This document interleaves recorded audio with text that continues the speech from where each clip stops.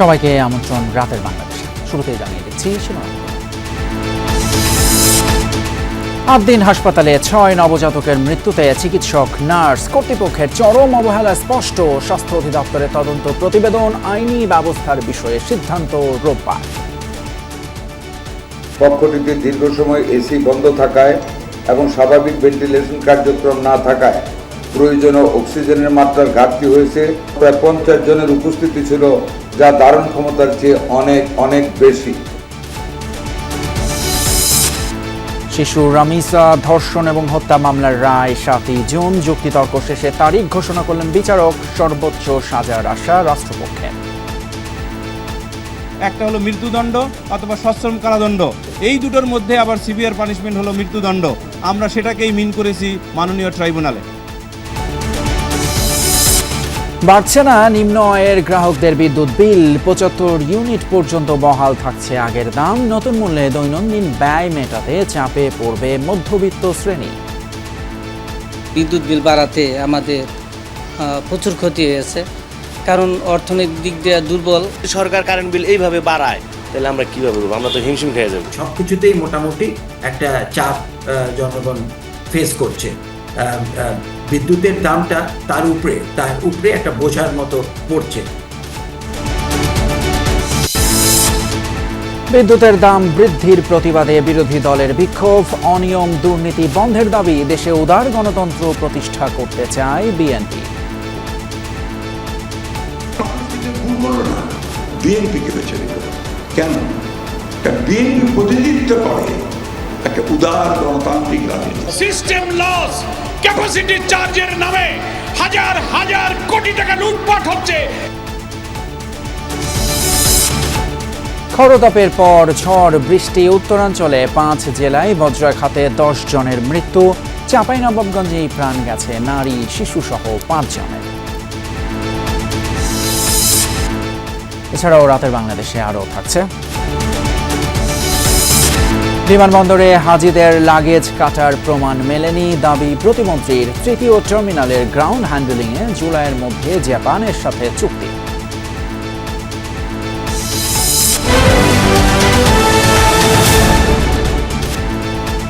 এতক্ষণ শিরোনামগুলো দেখছিলেন, আর আপনাদের সঙ্গে আছি আমি ফয়সাল তিতুমির। একেবারেই বদ্ধ এক কক্ষ, বন্ধ ছিল এসি, কমে যায় অক্সিজেনের মাত্রা, আর তাতেই 8 দিন হাসপাতালে মৃত্যু হয়েছে 6 শিশুর। স্বাস্থ্য অধিদপ্তরের তদন্ত প্রতিবেদনে উঠে এসেছে এই চিত্র। পাশাপাশি পোস্ট অপারেটিভ ওয়ার্ডে চিকিৎসক না থাকা এবং নার্সদের অবহেলার প্রমাণ পেয়েছে তদন্ত কমিটি। স্বাস্থ্যমন্ত্রী জানিয়েছেন, হাসপাতালের বিরুদ্ধে কী ব্যবস্থা নেওয়া হবে তা জানা যাবে রোববার। 8 দিন মেডিকেলের পোস্ট অপারেটিভ ওয়ার্ড ফাঁকা পড়ে আছে শয্যা। পাশেই সন্তানকে কোলে নিয়ে দাঁড়িয়ে এক বাবা, কেউ আবার অ্যাম্বুলেন্সে ফিরছেন ঘরে। কিন্তু এই শিশুদের কেউই বেঁচে নেই। গত 27 মে সকাল 6টা থেকে 9টার মধ্যেই মারা যায় 6 নবজাতক। কেন এই মৃত্যু? ঘটনার তদন্ত শেষে স্বাস্থ্য অধিদপ্তর বৃহস্পতিবার মন্ত্রণালয়ে জমা দেয় প্রতিবেদন। জানানো হয়, হাসপাতালের পোস্ট অপারেটিভ ওয়ার্ড বেশ আবদ্ধ। সেখানে ধারণ ক্ষমতার চেয়ে বেশি ছিল রোগী। এসি বন্ধ থাকায় কক্ষে কমে যায় অক্সিজেন, উল্টো বাড়ে কার্বন ডাই অক্সাইড, আর তাতেই 6 শিশুর মৃত্যু হয়েছে বলে জানিয়েছে তদন্ত কমিটি। অক্সিজেনটা বন্ধ ছিল, এক পেশে মানুষ শ্বাস ছেড়েছে, অক্সিজেন বিল্ড আপ করে, carbon die oxide build up করেছে, অক্সিজেন লোয়ার লাইনে এলডিএল এইচডিএল এর মতো, এবং 100% এসি বন্ধ করার কারণে হাইপার কেপনিয়াতে রোগীগুলি মারা গেছে অক্সিজেনের অভাবে। এতে কোনো ভুল নেই। চিকিৎসা অবহেলারও প্রমাণ পেয়েছে কমিটি। ওই দিন ওয়ার্ডে ছিলেন না কোনো চিকিৎসক, ডেকেও পাওয়া যায়নি নার্সদের, ফলে সময় মতো চিকিৎসা পায়নি শিশুরা। দায়িত্বরত সেবিকাদের দায়িত্বে চরম অবহেলা ও অসহযোগিতা ছিল। নবজাতকের আকস্মিক শারীরিক অবনতিশীল অবস্থায় হাসপাতালের সক্রিয় ইমার্জেন্সি মেডিকেল রেসপন্স ছিল না। অভিভাবকদের আহ্বানের সাড়া না দিয়ে সংশ্লিষ্ট নার্স কোনো চিকিৎসককে বিষয়টি অবহিত না করে কালক্ষেপণ করতে থাকে। এমনকি নবজাতকদের মৃত্যু রোধে প্রয়োজনীয় উপযুক্ত যথাযথ চিকিৎসার ব্যবস্থাও করা হয়নি। তাহলে কি ব্যবস্থা নেওয়া হচ্ছে এই প্রতিষ্ঠানের বিরুদ্ধে? স্বাস্থ্যমন্ত্রী জানিয়েছেন, আপাতত বন্ধ হচ্ছে না 8 দিন হাসপাতাল। এ বিষয়ে মামলা থাকায় শাস্তির বিষয়টি আদালতের। হাসপাতালে 200-র উপরে রোগী আছে, পুরা হাসপাতালটা অরণে ছাড়েন আমরা বন্ধ করতে পারি না। 1, 2 নম্বর সেটা আইন বহির্ভূত একটা কাজ। আমরা আমাদের যেটা আইনে যা আছে আপনাদেরকে প্রমিনেন্টলি বলি, আইন যা বলেছে তদন্ত করতে হবে। তদন্ত কমিটির পরে আমরা বসে শাস্তির বিধান কি আছে সেটা আমরা নিশ্চিত করব। 8 দিন হাসপাতাল চালু আছে, তবে সিলগালা করে রাখা হয়েছে সেই post operative ward. Hasan Misba, Jamuna news, Dhaka. আগামী 7 জুন দেয়া হবে রামিসা ধর্ষণ এবং হত্যা মামলার রায়। অভিযোগ গঠনের 4 দিনের মধ্যেই আজ যুক্তি তর্ক উপস্থাপন শেষে এই তারিখ ধার্য করা হয়। রায়ে রাষ্ট্রপক্ষের আইনজীবী আসামি সোহেল রানা এবং তার স্ত্রী স্বপ্না আক্তারের সর্বোচ্চ শাস্তি মৃত্যুদণ্ড প্রত্যাশা করেন। তবে আসামি পক্ষের আইনজীবী খালাস চেয়েছেন তার মক্কেলদের। বৃহস্পতিবার রামিসা হত্যা মামলার বিচারের শেষ ধাপে শুরু হয় যুক্তিতর্ক উপস্থাপন। রাষ্ট্র ও আসামিপক্ষ নিজ নিজ দাবির সপক্ষে চূড়ান্ত বক্তব্য তুলে ধরেন আদালতে। যুক্তিতর্কে রামিসা হত্যায় সর্বোচ্চ সাজার বিধান আইনি নজির উপস্থাপন করে রাষ্ট্রপক্ষের আইনজীবী বলেন, 16 জনের জবানবন্দিতে অকাট্য তথ্য প্রমাণ দেয়া হয়েছে। আসামি নিজ মুখে প্রকাশ্য দোষ স্বীকার করায় অভিযোগ এরই মধ্যে প্রমাণিত হয়েছে। পরে আসামিদের সর্বোচ্চ শাস্তি মৃত্যুদণ্ডের আবেদন জানান রাষ্ট্রপক্ষের আইনজীবী। আমাদের প্রসিকিউশন পক্ষে চেয়েছি সিভিয়ার পানিশমেন্ট। সিভিয়ার পানিশমেন্ট বলতে দুটো পানিশমেন্ট আছে আইন অনুযায়ী, একটা হলো মৃত্যুদণ্ড অথবা সশ্রম কারাদণ্ড। এই দুটোর মধ্যে আবার সিভিয়ার পানিশমেন্ট হলো মৃত্যুদণ্ড। আমরা সেটাকেই মিন করেছি মাননীয় ট্রাইব্যুনালে। তবে রাষ্ট্র নিযুক্ত 2 আসামির আইনজীবী তার যুক্তিতর্কে বলেন, মৃত্যুদণ্ডের ধারা প্রমাণ করতে পারেনি রাষ্ট্রপক্ষ, তাই আসামিদের যাবজ্জীবন কারাদণ্ড প্রার্থনা করেন আসামিপক্ষ। বলেছে সে দোষী, সে মাপ চায়, তার মানে সে অপরাধী। তা আমি বলেছি তাকে যাবজ্জীবন কারাদণ্ড দেওয়া হোক এবং তার যে স্ত্রী স্বপ্না আক্তার সে যেহেতু লাশ গুমের বিষয়ে সহায়তা প্রদান করেছে, আমি বলেছি তাকে সংশ্লিষ্ট আইনে যে সর্বোচ্চ সাজা আছে 7 বছর, সেই বিধান অনুযায়ী তাকে 7 বছর কারাদণ্ড দেওয়া হোক। অভিযোগ গঠনের 4 দিনের মধ্যেই শেষ হলো রামিসা হত্যা মামলার আনুষ্ঠানিক বিচার কার্যক্রম। আগামী 7 জুন মামলার রায় ঘোষণা করবেন আদালত। সেদিনই জানা যাবে নির্মমভাবে রামিসাকে হত্যার দায়ে সোহেল রানা ও তার স্ত্রীর সাজা কি হচ্ছে। অভিযোগ গঠনের 4 দিনের মধ্যেই শেষ হলো রামিসা হত্যাকাণ্ডের বিচার কার্যক্রম। আগামী 7 জুন এ মামলার রায় ঘোষণা করবেন আদালত। আইনজীবীরা বলছেন, শুধু রামিসাই নয়, রামিসার মতো এমন হত্যাকাণ্ডের বিচার দ্রুত যেন শেষ করে সরকার। রাব্বি হোসেন, যমুনা নিউজ, ঢাকা। এদিকে ঝিনাইদহে এক শিশুকে ধর্ষণ চেষ্টার অভিযোগে একজনকে পিটিয়ে হত্যা করেছে স্থানীয়রা। বৃহস্পতিবার বিকেলের এই ঘটনা। নিহত বেল্লাল হোসেন পেশায় একজন রিকশা চালক। পুলিশ জানায়, সদর উপজেলার ঝিনুকমালা আবাসনে 7 বছরের এক শিশুকে মিষ্টি কিনে দেয়ার প্রলোভন দেখিয়ে তার রুমে নিয়ে ধর্ষণের চেষ্টা করে। এ সময় শিশুটির চিৎকারে স্বজন ও স্থানীয় লোকজন ছুটে গেলে বিল্লাল পালানোর চেষ্টা করে। বিক্ষুব্ধ জনতা তাকে ধরে পিটুনি দেয়। হাসপাতালে নেওয়া হলে সন্ধ্যায় চিকিৎসাধীন অবস্থায় বিল্লাল মারা যায়। বাড়ছে না নিম্ন আয়ের গ্রাহকদের বিদ্যুৎ বিল। আসাবিকে লাইফলাইন অর্থাৎ 50 এবং 75 ইউনিট পর্যন্ত ব্যবহার করলে বহাল থাকবে আগের দাম। বিদ্যুৎ বিভাগের অনুরোধের পর এই সিদ্ধান্ত নিয়েছে Bangladesh energy regulatory commission BERC। এর ফলে বাড়তি বিলের ঝক্কি নিতে হবে না নিম্ন এবং নিম্ন মধ্যবিত্ত গ্রাহকদের। সাধারণত যারা একটা ফ্যান এবং সর্বোচ্চ 2টি বাতি ব্যবহার করে থাকেন। এর আগে গণশুনানিতে এই শ্রেণীর জন্য বিদ্যুতের বিল না বাড়ানোর প্রস্তাব করেছিল PDB। যদিও পল্লী বিদ্যুতের দাবির প্রেক্ষিতে নিম্ন আয়ের গ্রাহকদের জন্য 15% দাম বাড়ায় BERC। পরে বৃহস্পতিবার এক চিঠিতে বিদ্যুৎ বিভাগ জানায়, নতুন দরে নিম্ন আয়ের মানুষের ব্যয় অনেক বেড়ে যাবে। সেই প্রেক্ষিতে দাম বাড়ানোর সিদ্ধান্ত থেকে সরে আসে তারা। জুন থেকে এই সিদ্ধান্ত কার্যকর হবে। মূলত এটা তো জনস্বার্থে, যেহেতু সরকার চাচ্ছে, কোম্পানিগুলি চাচ্ছে যাতে লাইফলাইন এবং ফার্স্ট ধাপ যেন না বাড়ে, সো সেহেতু এটা জনগণের পক্ষে যাচ্ছে, সেহেতু আমরা করে দিচ্ছি। জুন থেকে বলতে বিদ্যুতের বাড়তি দাম চাপ বাড়াবে নিম্ন এবং মধ্যবিত্তের মাসিক হিসেবে। স্ল্যাব ভিত্তিক দর বৃদ্ধিতেও খুব একটা সুবিধা মিলছে না এই 2 শ্রেণীর মানুষের। লাইফলাইনের গ্রাহককে বেশি সুবিধা দেয়া হলেও প্রকৃত ব্যবহারকারী এবং সংখ্যা নিয়ে প্রশ্ন থেকেই যাচ্ছে। চিন্তায় মাথায় হাত মধ্যবিত্তের ঘরেও। গরমের তীব্রতায় বিদ্যুতের ব্যবহার এমনিতেই বেড়েছে, তার উপর দর বৃদ্ধির প্রভাব। বিশেষজ্ঞরা বলছেন, সিস্টেম লস এবং উৎপাদনের বাড়তি ব্যয় বন্ধ না করে মানুষের উপরে দায় চাপানো অন্যায়। নারায়ণগঞ্জ রূপগঞ্জের এই বাড়িতে 6 পরিবারের বসবাস। এক এক কক্ষে থাকেন এক এক পরিবার। বাসা ভাড়া 3000 টাকা। স্বল্প আয়ে কোনো মতে চলে সংসার, তার উপর বিদ্যুতের নতুন দামে গৃহিণীর কপালে চিন্তার ভাঁজ। 200-300 টাকা থাকলে একটু বাজার সদাই করতে পারি, কি অন্যরকম যে কোনো কাজে বাচ্চার মাদ্রাসার বেতনটা দিতে পারি। একই এলাকার খোরশেদ আলম গ্রামে ছোট এক দোকানের আয়ে কোনো মতে চলে সংসার। ফ্রিজ কেনারও সামর্থ্য নেই। বাড়তি কিছু রাখার প্রয়োজন হলে পাশের বাড়ির ফ্রিজে জায়গা খুঁজতে হয়। শীতকালে সুবিধা পেলেও গরমে লাইফলাইন ট্যারিফের সুবিধা মেলে না তার। গত মাসেও বিদ্যুতের বিল দিয়েছেন 55 ইউনিটের। আমাদের ইনকাম কম এবং সেই অনুযায়ী এই বিদ্যুৎ বিল বাড়াতে আমাদের প্রচুর ক্ষতি হয়েছে। কারণ অর্থনৈতিক দিক দিয়ে দুর্বল, আমার সংসার চালাইতে কষ্ট হইব। আমার মেয়ের লেখাপড়া, ছেলের লেখাপড়া ব্যয় বহন করার পর সংসার চালাইতে অনেক কষ্ট হয়। তৌসিফুর রহমানের আয় মুরগির খামার থেকে। বাড়ির সামনে হলো খামারের মিটার আলাদা। গত মাসে তার কেবল বাসায় বিদ্যুতের ব্যবহার দেখাচ্ছে 409 ইউনিট, খামারেও 400 ইউনিটের কাছাকাছি। অর্থাৎ বিদ্যুৎ বিভাগের বিবেচনায় সর্বোচ্চ ধাপের আগের স্ল্যাবে বিল গুনতে হবে তাকে। প্রতি মাসে মাসে দেখা গেছে 300-400 টাকা করে বিল যদি বেশি আসে, বছরে গড়ে হিসাব করলে কিন্তু এই বিলটা অনেক বেশি।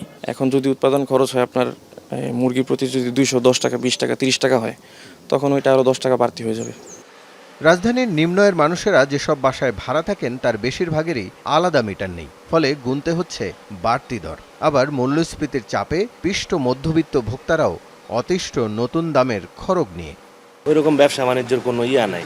এর মধ্যে যদি কারেন্ট বিল এরকম আসে, তার মধ্যে আবারও যদি সরকার কারেন্ট বিল এইভাবে বাড়ায়, তাহলে আমরা কীভাবে করবো? আমরা তো হিমশিম খেয়ে যাবো। একটা ফ্যান, একটা বাতি 100 ইউনিট চলে যায়, আমার দোকান থেকে এসি নাই। বিশেষজ্ঞরা বলছেন, সিস্টেম লস কমিয়ে বিদ্যুৎ বিল না বাড়ানোর ঘোষণা ছিল সরকারের। সেদিকে নজর না দিয়ে সরাসরি ভোক্তার ঘাড়ে উৎপাদন খরচ চাপানো অন্যায়। পাশাপাশি স্ল্যাব পুনর্বিবেচনার আহ্বান এই জ্বালানি বিশেষজ্ঞের। প্রথমেই তারা বলেছিল যে বিদ্যুতের দাম বাড়াবে না, তারা করবে কি সিস্টেম লস এবং ম্যানেজমেন্ট করে এটা ম্যানেজ করবে, কিন্তু আর পারলো না। মধ্যবিত্তের সবকিছু সেট করা আছে, সো মধ্যবিত্তের জন্য এটা একটা সবকিছুতেই মোটামুটি একটা চাপ জনগণ ফেস করছে। বিদ্যুতের দামটা তার উপরে একটা বোঝার মতো পড়ছে। বুধবার গড়ে 16.68% দর বৃদ্ধি করে বিদ্যুতের মূল্য নির্ধারণ করেছে Bangladesh energy regulatory commission. Rasel Ahmed, Jamuna news, Dhaka. অন্যদিকে বিদ্যুতের দাম না বাড়িয়ে অনিয়ম দুর্নীতি বন্ধের আহ্বান জানিয়েছে বিরোধী দল। বিকেলে বিদ্যুৎ এবং জ্বালানির মূল্য বৃদ্ধির প্রতিবাদে বিক্ষোভ সমাবেশ থেকে আহ্বান জানায় জামায়াত ইসলামী। সন্ধ্যায় একই ইস্যুতে মশাল মিছিল করে এনসিপি। সেখানে এনসিপি নেতারা বলেন, বিএনপি জনগণের পকেট কাটছে। ক্ষমতায় যাওয়ার 3 মাসের মধ্যেই বিদ্যুতের দাম বাড়ানোয় সমালোচনা করেন দুই দলের নেতারা। জ্বালানি তেল ও বিদ্যুতের দাম দফায় দফায় বৃদ্ধির প্রতিবাদে ঢাকা দক্ষিণ জামাত ইসলামের উদ্যোগে বিক্ষোভ মিছিল ও সমাবেশ। বায়তুল মোকাররমের উত্তর গেট থেকে শুরু হয়ে মিছিলটি শান্তিনগর মোড়ে গিয়ে শেষ হয়। এর আগে সমাবেশে কথা বলেন দলের সেক্রেটারি জেনারেল মিয়া গোলাম পরোয়ার। বলেন, নবায়নযোগ্য বিদ্যুৎ উৎপাদনে অগ্রসর না হয়ে জনগণের উপর বোঝা চাপিয়ে দিয়েছে বিএনপি। দলটি দুর্নীতিবাজ ঋণ খেলাপিদের ব্যাংকের চেয়ারম্যান বানাতে পারলেও বিদ্যুতের মূল্য কমাতে পারে না বলে অভিযোগ করেন তিনি। উচিত ছিল বিদ্যুৎ মন্ত্রীর বা সরকারের তার দেওয়া ওয়াদা রক্ষা করে বিদ্যুতের দাম না বাড়িয়ে বিদ্যুৎ সেক্টরে যে অনিয়ম, যে দুর্নীতি, সিস্টেম লস, ক্যাপাসিটি চার্জের নামে হাজার হাজার কোটি টাকা লুটপাট হচ্ছে, সেইটা বন্ধ করার ব্যবস্থা দরকার ছিল। সেইটা না করে আপনি দাম বাড়িয়ে দিলেন। পরের সন্ধ্যায় বাংলা মোটর দলীয় কার্যালয়ের সামনে থেকে লাগামহীন বিদ্যুৎ ও জ্বালানির মূল্যবৃদ্ধির প্রতিবাদে মশাল মিছিলের আয়োজন করে এনসিপি ঢাকা মহানগর উত্তর। মিছিল শুরুর আগে কথা বলেন দলটির মুখ্য সমন্বয়ক নাসিরউদ্দিন পাটোয়ারি। বিএনপি দেশকে অন্ধকারের দিকে ঠেলে দিচ্ছে অভিযোগ করে তিনি এই সিদ্ধান্ত থেকে সরকারকে সরে আসার আহ্বান জানান। গণ অভ্যুত্থানের পরে আমাদের একটি কথা ছিল যে আমরা বিদ্যুৎ স্বল্প মূল্যে পাবো, বাংলাদেশ একটা পরিবর্তনের জায়গায় যাবে।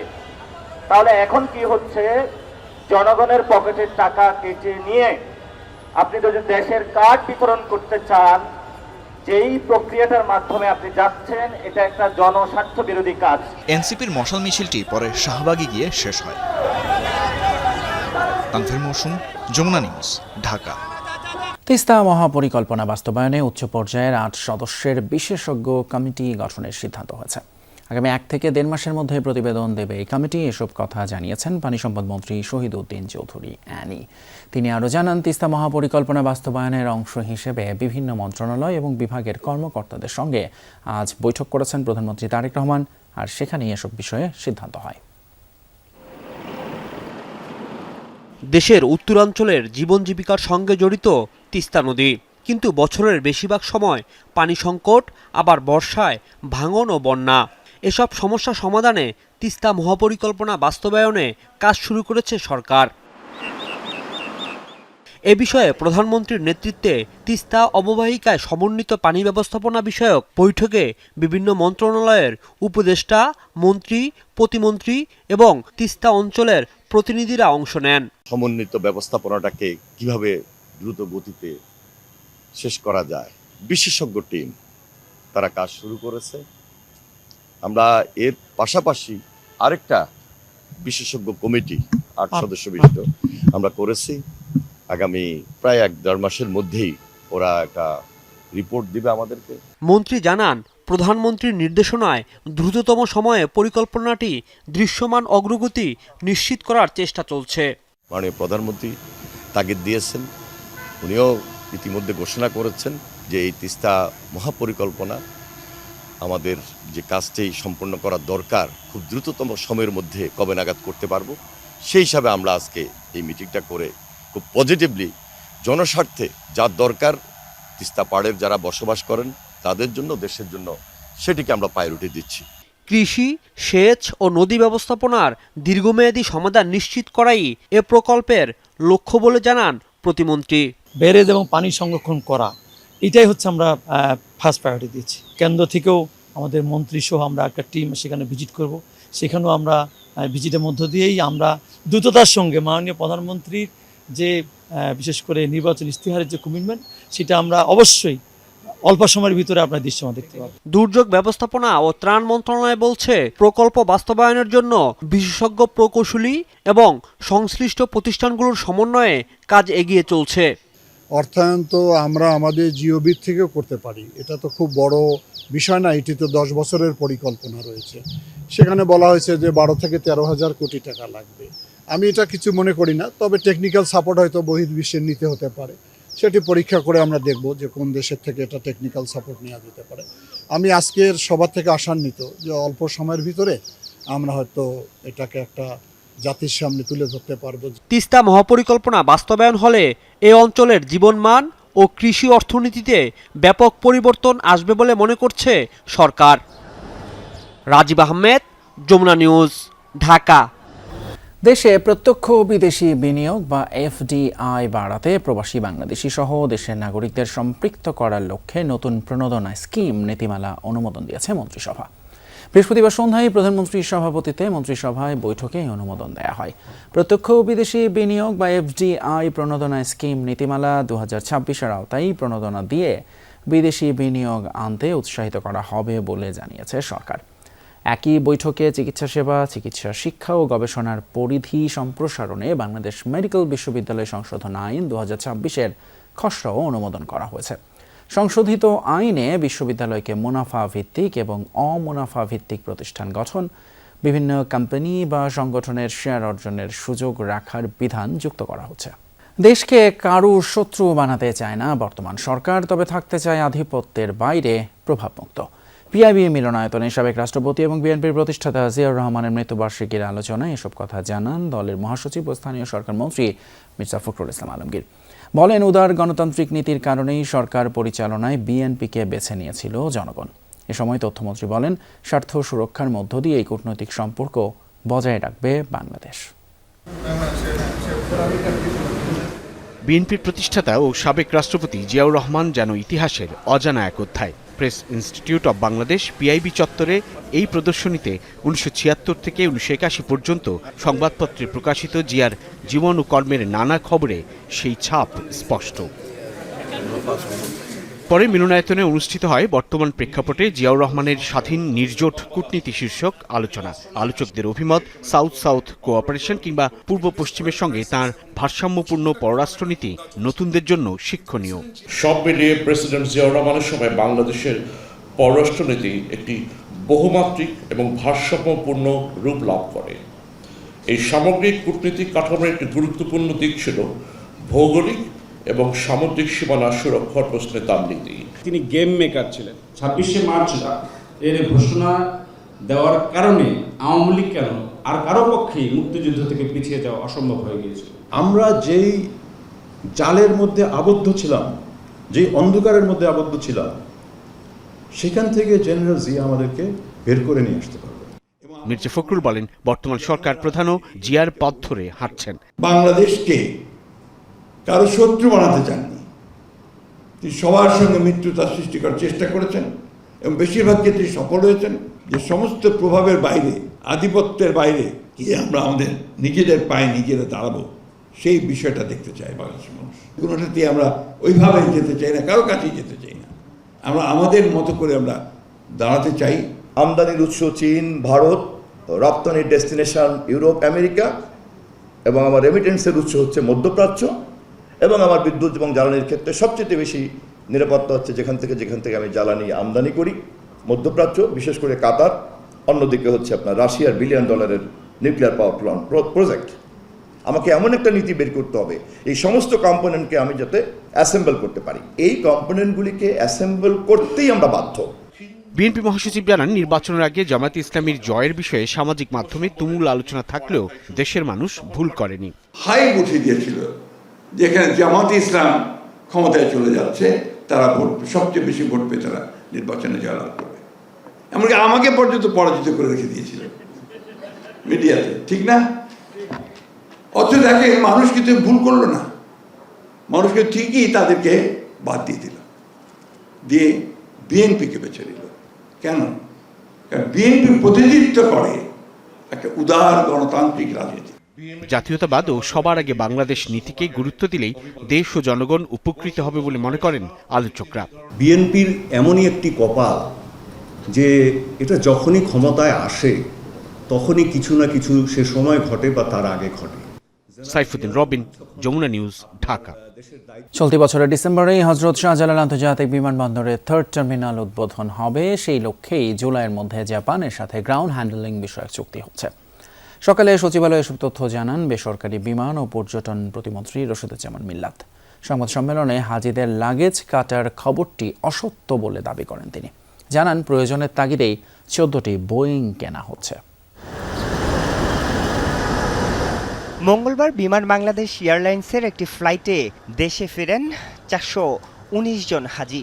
সামাজিক যোগাযোগ মাধ্যমে ছড়ায় এর মধ্যে 150 জনের লাগেজই মেলে কাটা অবস্থায়। এ ব্যাপারে প্রধানমন্ত্রীর হস্তক্ষেপ কামনা করেন এক হাজি। এ ঘটনায় অভ্যন্তরীণ তদন্ত কমিটি গঠন করে বিমানবন্দরের গ্রাউন্ড হ্যান্ডলিং টিম। সিসিটিভির ফুটেজ পর্যালোচনা করেও অভিযোগের সত্যতা পায়নি কমিটি।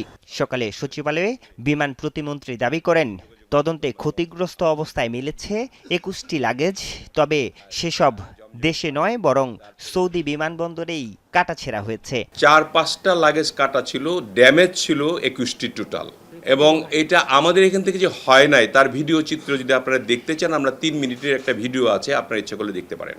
জমজমের পানি, তারপরে আপনার না খাদ্য সামগ্রী এবং টাকা পয়সা অনেকেই লাগেজের ভিতরে দিয়ে দেয়, যেটা সেখানেই যেখানে চেক ইন করা হয় স্ক্যানিংয়ে ধরা পড়লে সেখানেই সেটাকে দেখা হয়, খুলে দেখা হয় অথবা ছিঁড়ে দেখা হয়। প্রতিমন্ত্রী জানান, 19 জুলাইয়ের মধ্যে বিমানবন্দরের গ্রাউন্ড হ্যান্ডলিংয়ে জাপানের সাথে চুক্তি হওয়ার কথা। সেটি হলে আগামী 16 ডিসেম্বর উদ্বোধন হতে পারে 3rd টার্মিনাল। যদি আমরা কন্ট্রাক্টটা সাইন করতে পারি, ইনশাল্লাহ এই বছরের শেষের দিকে আমরা যেটা ধারণা করছি যে 16 ডিসেম্বরে আমরা 3rd টার্মিনাল উদ্বোধন করতে পারবো। এ সময় যুক্তরাষ্ট্র থেকে 14টি বোয়িং কেনার বিষয়েও কথা বলেন প্রতিমন্ত্রী। 2031-এ আমাদের প্রথমটা পাবো, এবং এখন যদি আমরা না করতাম তাহলে বিমানের দামটা আরো বেড়ে যেত। সংবাদ সম্মেলনে অনিয়ম, দুর্নীতি এবং মিসহ্যান্ডলিং বন্ধে বিমানকে ঢেলে সাজানোর পরিকল্পনার কথা জানান বেসরকারি বিমান ও পর্যটন প্রতিমন্ত্রী। আপনাদের সহযোগিতার জন্য আপনাদের আবারও ধন্যবাদ। আরিফুর রহমান সবুজ, যমুনা নিউজ, ঢাকা। তাপপ্রবাহের পর বৃষ্টি ঝরেছে কয়েকটি জেলায়, সাথে ঝরে গেছে প্রাণও। বৃষ্টির সময় 6টি জেলায় বজ্রাঘাতে নারী ও শিশু সহ মারা গেছেন 12 জন। এর মধ্যে চাঁপাইনবাবগঞ্জে প্রাণ গেছে 5 জনের। চাঁপাইনবাবগঞ্জের 3টি উপজেলায় বিকেলে বৃষ্টির সময় পৃথক ঘটনায় তাদের মৃত্যু হয়। নিহতরা হলেন আবদুল্লাহ, মাহমুদ আক্তার, সাদিয়া খাতুন, মেজবাউল এবং সুমিয়ারা বেগম। পুলিশ জানায় শিবগঞ্জে নিহত 3 জন বাড়ির পাশের বাগানে আম কুড়াতে গিয়ে বজ্রাঘাতের শিকার হন। ঘটনাস্থলেই তাদের মৃত্যু হয়। সদর উপজেলায় বৃষ্টির মধ্যে মাঠ থেকে গরু আনতে গেলে বজ্রাঘাতে গুরুতর আহত হন আবদুল্লাহ। পরে স্থানীয়রা তাকে চাঁপাইনবাবগঞ্জ জেলা হাসপাতালে নিয়ে গেলে কর্তব্যরত চিকিৎসক তাকে মৃত ঘোষণা করেন। অন্যদিকে নাচল উপজেলার লাহাবাড়ি এলাকায় মাঠে ঘাস কাটার পর বৃষ্টির মধ্যে বাড়ি ফেরার পথে বজ্রপাতে মারা যান সুমিয়ারা বেগম। এছাড়াও বজ্রপাতে ময়মনসিংহে 2 জন, দিনাজপুরে 2, চুয়াডাঙ্গায় 1, শেরপুরে 1 ও নীলফামারীতে 1 জনের মৃত্যু হয়েছে। এবারে রাজধানী মিরপুরের 6 নম্বরের একটি বাসা থেকে একাকী বসবাসরত এক নারীর মরদেহ উদ্ধার হলো।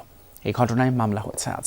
পুলিশ জানায় গত মঙ্গলবার জরুরি সেবা 999-এ খবর পেয়ে পল্লবী থানার পুলিশ ঘটনাস্থলে গিয়ে 55 বছর বয়সী সেলিনা আফরোজের মরদেহ উদ্ধার করে। ময়নাতদন্ত এবং মামলার পর বিষয়টি জানাজানি হয়। সেলিনা আফরোজ প্রায় 12 বছর আগে কানাডা থেকে দেশে ফিরে বাবার ফ্ল্যাটে একাই বসবাস শুরু করেন। তার স্বামী, 1 ছেলে ও 2 মেয়ে বর্তমানে কানাডায় অবস্থান করছেন। ফ্ল্যাটের দরজা খুলে স্বজনরা তার মরদেহ দেখতে পেয়ে পুলিশকে খবর দেন। নিহতের ভাতিজা বাদী হয়ে পল্লবী থানায় অপমৃত্যুর মামলা দায়ের করেছেন। 2 তারিখ রাতেবেলা তো এই উৎকণ্ঠা বসে বেসিক্যালি আমরা ফোন দিই, পুলিশকে ফোন দিই, 999 ফোন দিই। ফোন দেওয়ার পর পুলিশ আসে। পুলিশের অ্যাডভাইসে পরে আমরা ফোন দিই ফায়ার সার্ভিসে। ফায়ার সার্ভিস আসার পরে দরজা ভাঙা হয়। দরজা ভাঙার পরে আমরা ডেড বডি রিকভার করি। রাজনৈতিক নেতৃত্বে পরিবর্তন আসায় বাংলাদেশের সাথে আগের ঋণ সমঝোতা নিয়ে আর এগোবার সুযোগ নেই বলে জানিয়েছেন IMF। ওয়াশিংটনের সংবাদ সম্মেলনে IMF-এর যোগাযোগ পরিচালক জুলি কোজাক বলেন, এসব বিষয়ে নতুনভাবে আলোচনা হবে নতুন সরকারের সাথে। রাজস্ব আহরণ, ব্যাংকিং খাত ও মূল্যস্ফীতি নিয়ে এখনও অনেক চ্যালেঞ্জ মোকাবেলা বাকি বলে জানান তিনি। বলেন, বাংলাদেশের সামষ্টিক অর্থনীতি ও রাজনৈতিক পরিবেশ বদলেছে, সেজন্য পুরনো স্কিম ধরে না রেখে নতুন অর্থায়ন নিয়ে আলোচনা জরুরি। তাই আগামীতে এসব নিয়ে যৌথভাবে কাজ করার সুযোগ আছে।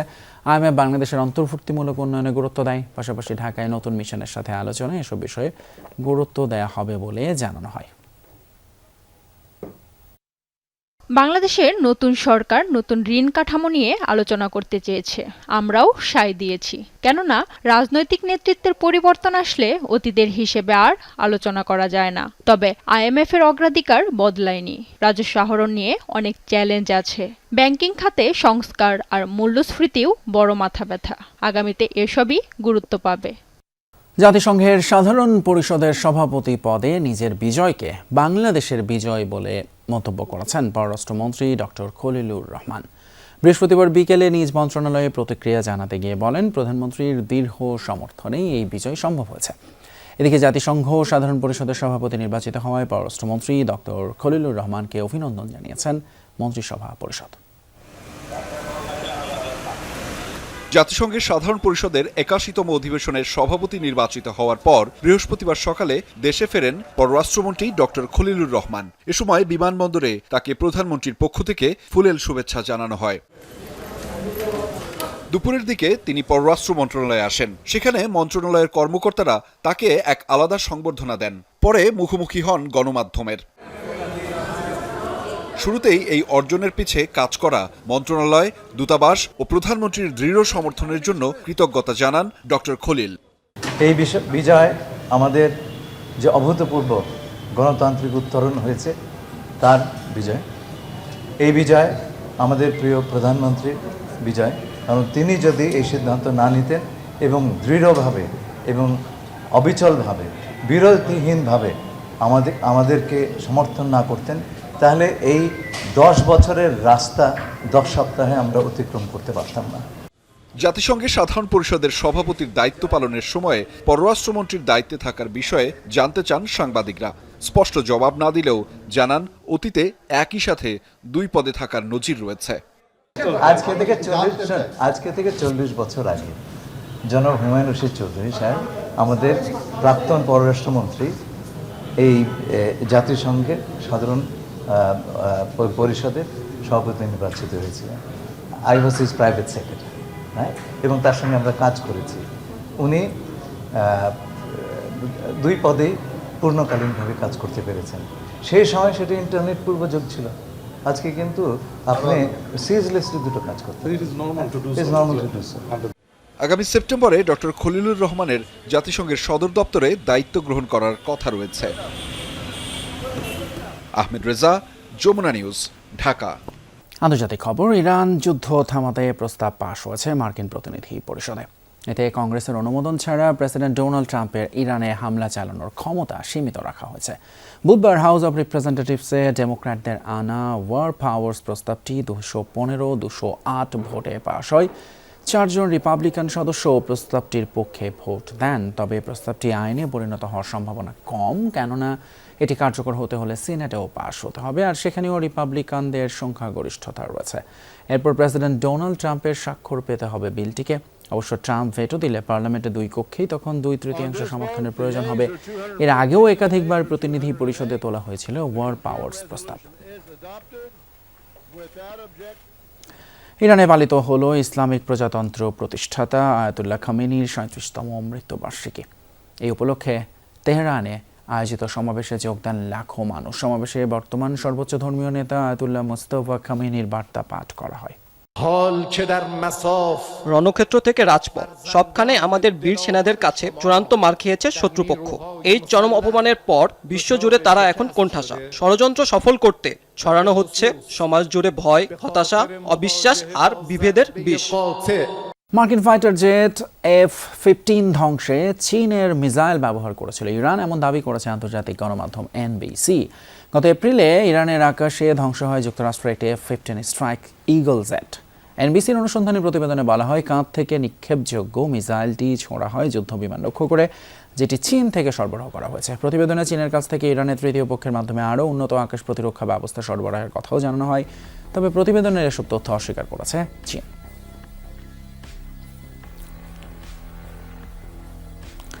হাদি হত্যা সম্পর্কে বিস্ফোরক মন্তব্যের জেরে মামলা করা হয়েছে পশ্চিমবঙ্গের সাবেক মুখ্যমন্ত্রী মমতা ব্যানার্জির নামে। বুধবার রাষ্ট্রদ্রোহিতা সহ জামিন অযোগ্য ধারায় একাধিক মামলা করা হয় তৃণমূল কংগ্রেস নেত্রীর বিরুদ্ধে।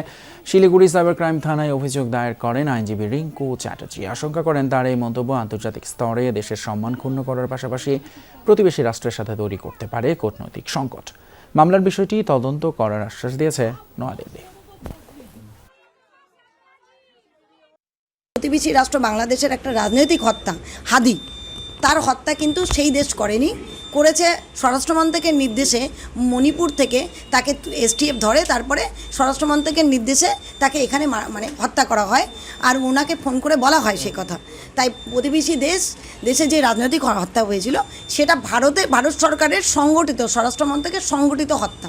এই বলেই উনি চুপ থাকেননি। উনি এরপরে এটাও বলে, আমার কাছে অনেক তথ্য আছে, অনেক কথা আছে, অনেক সিক্রেট আছে, আমাকে ফোন করে কি বলা হয়েছিল আমি সবটাই জানি, সবটাই বলে দিতে পারি, আমি তো তথ্য ভাণ্ডার, এখন বলবো না, আমি তো দেশকে ভালোবাসি বলে উনি রাজনৈতিক মতবাদ উস্কে দিয়ে কট্টর মৌলবাদী যারা বাংলাদেশে আছে তাদের মধ্যে উনি একটা প্রভোকেশন, দাঙ্গা সৃষ্টি করার মন্তব্য জুড়ে দিলেন। এই সাথে শেষ করছি আমাদের রাতের বাংলাদেশের আজকের আয়োজন। এতক্ষণ সাথে থাকার জন্য ধন্যবাদ আপনাদের সবাইকে।